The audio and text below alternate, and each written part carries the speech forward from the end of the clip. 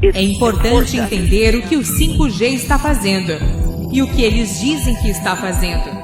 Nos foi dito no documento informativo Trípoli 4 que essa tecnologia fritava os seus olhos na Segunda Guerra Mundial.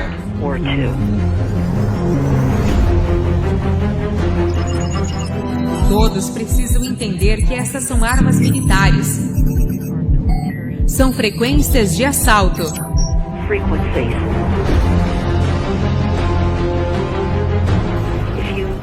Se você não souber nada mais além disso, é isso que você precisa saber. É radiação por micro-ondas, com certeza.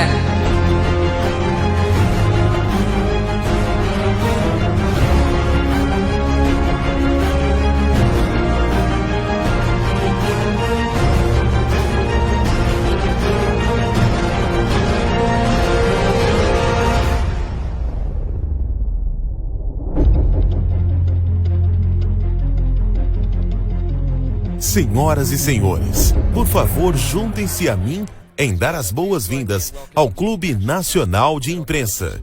O diretor federal da Comissão de Comunicação, o senhor Tom Weller. It's an honor to be here at the National Press Club.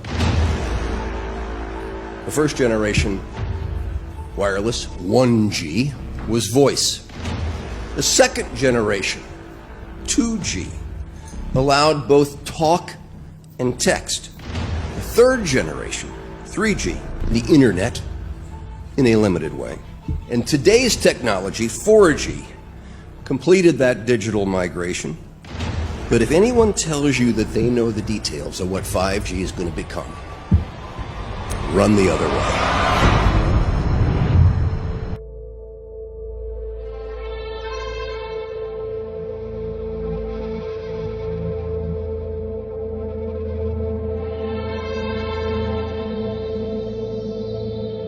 E um boato que viralizou nas redes sociais no ano passado serviu de base para um projeto de lei apresentado por deputados de Santa Catarina. Os parlamentares sugerem proibir a tecnologia 5G no estado, alegando problemas à saúde que nunca foram comprovados. Na justificativa do projeto, o deputado menciona este vídeo que circula pela internet, onde o médico diz que a tecnologia 5G prejudica a saúde e afirma que a morte de pássaros na Holanda foi causada por testes de 5G por lá.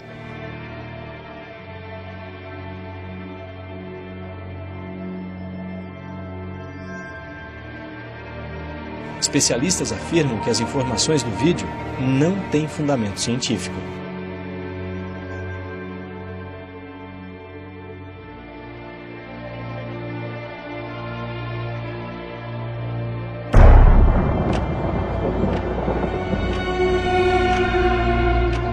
Something can be connected, it will be connected in the 5G world. Autonomous vehicles, smart city energy grids, transportation networks, and water systems. Hundreds of billions of microchips. The 5G revolution will touch all corners of our country. But this 5G revolution may have a dark side. As it turns out, wireless radiation has biological effects. Published, peer-reviewed science already shows that today's technology creates radio frequencies that pose a threat to both the human body and to animals, not to mention to the environment. These existing health effects of wireless radiation are worthy of attention because in order for 5G to work efficiently, cell towers will need to be installed everywhere. That's why over 200 doctors and scientists worldwide are now cautioning that we need research on the health effects of 5G before its rollout.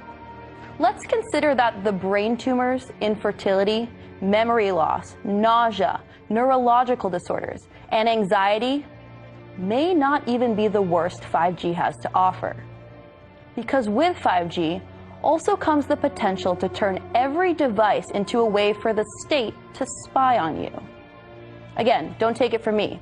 Take it from Mr. James Clapper, former director of National Intelligence, who said that in the future, intelligence services might use the Internet of Things for identification, surveillance, monitoring, location tracking, and targeting for recruitment. So why is the federal government allowing for the rollout of 5G and even encouraging it? Well, may be one of the reasons is that 5G offers security agencies unprecedented access to the data on our lives.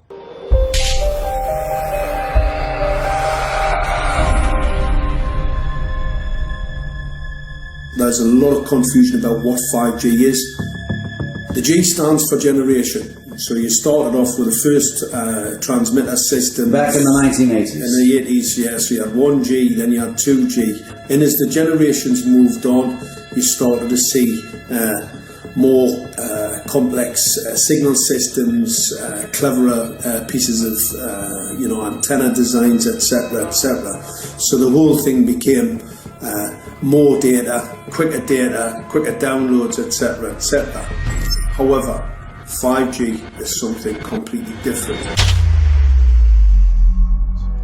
There's no doubt now that electric waves, electromagnetic forces, cause direct biological effects. There's thousands of peer-reviewed papers on this subject. There's no doubt about it. But what are these effects? How are they affecting us? What can we do about it? We're now at a stage where we're putting in what's called 5G, which is a special type of broadcast for high-density information transfers. And it turns out that this is the same frequency bands that are used in crowd dispersal weaponry.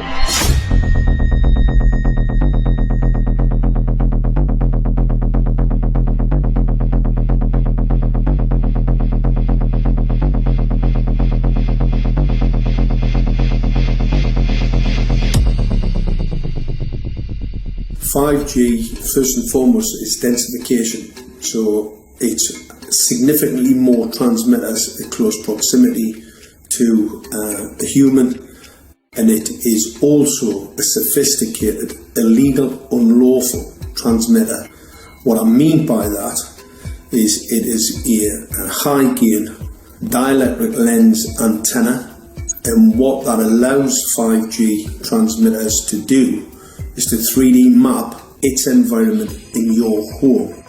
The 868 megahertz frequency is specific for battlefield interrogation systems, so sub-gigahertz. It allows the signal to travel through concrete brickwork with ease, and it can actually data gather. It is a target acquiring system. It is extremely good at identifying targets and being able to lock onto targets. And not only that, it can specifically target you as an individual. So any judge sitting on an interesting case, let's say, any lawyer, any barrister, anybody doing any work that is potentially controversial, your life could be at threat. So the antenna design that you currently have on top of these LED streetlights, masquerading as a control management system, it basically battlefield interrogation equipment. The first phased array unit was actually called Mammoth, used by the Germans during the Second World War to identify Allied aircraft. Obviously things have moved on significantly since then. What evidence do we have that the electromagnetic fields that we already are exposed to are harmful given our current levels of exposure?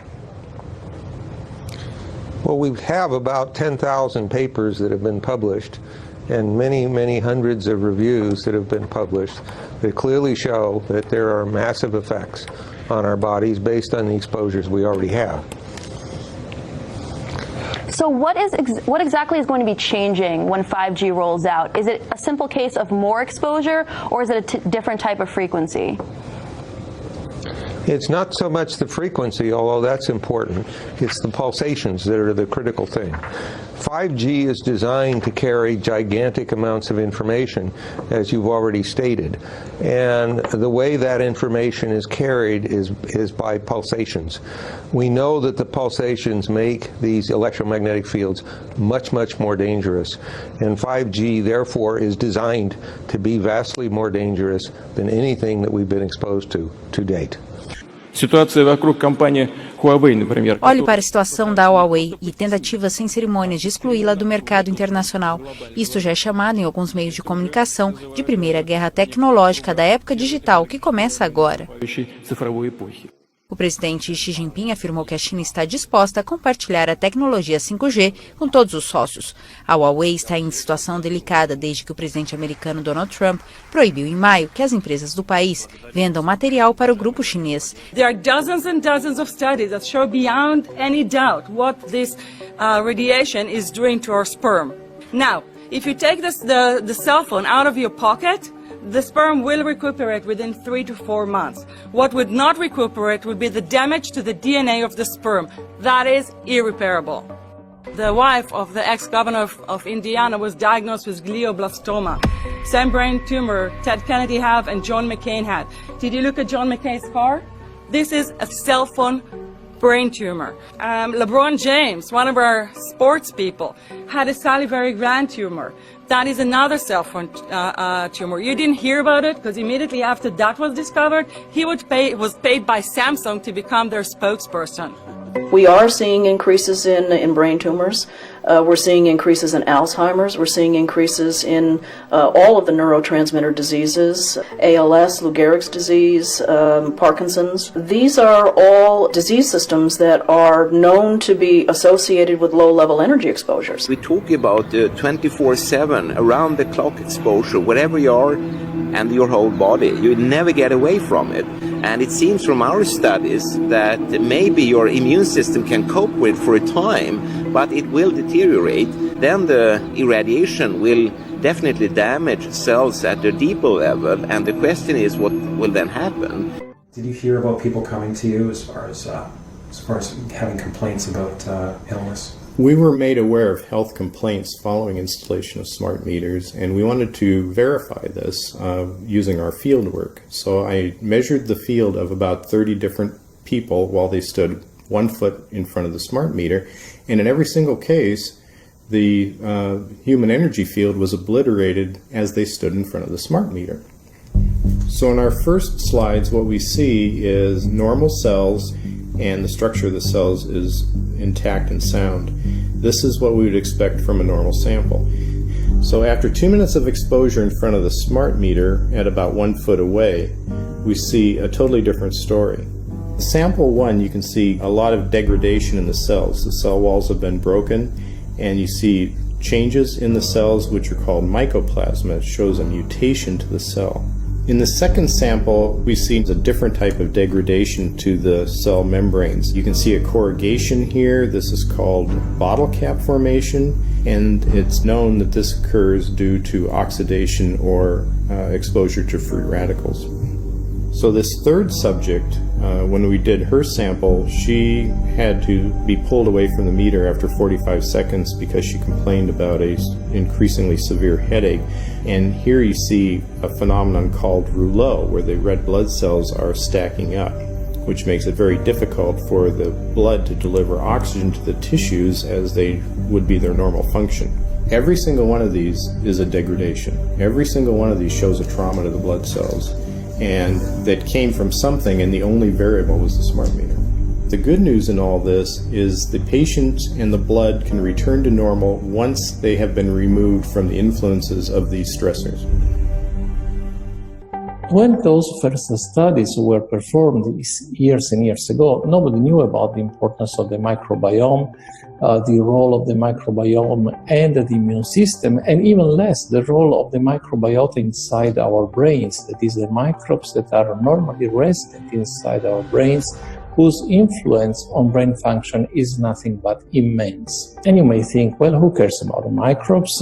The less microbes we have, the better it is. Well, we know by now that this is not absolutely the case, because microbes are truly essential for the development and function of all our organs and systems. Our immune system is based on the microbes we have in our gut. And our brain also has microbes that influence its function.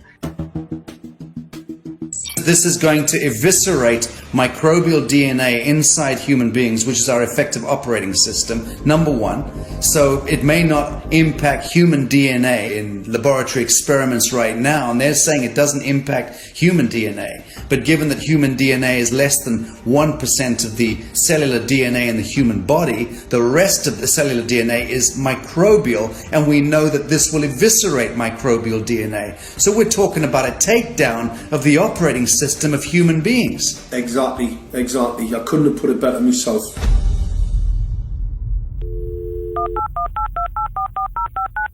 John Brandt. Morning, Mr. Brandt. Wow, this is Amanda from Virginia. Hi, how are you? Hi, I've been trying to get a hold of you for months now. You guys are covering up chemtrails. No, we are not covering it. We have no reason to cover up chemtrails. Of course, you have every reason to cover it up. Every reason. It's called What losing your reasons job. would that be? Oh, well, you personally, you would lose your job if you were to reveal anything to me, and it's probably unsafe for you to even be speaking about this, No, considering it's not the types of individuals you work for. It's not unsafe. It is unsafe. There's no problem with us talking on. You're a citizen. You're making a complaint. Oh, Lord, have mercy on myself. It's a complaint in an area that we don't have authority to regulate.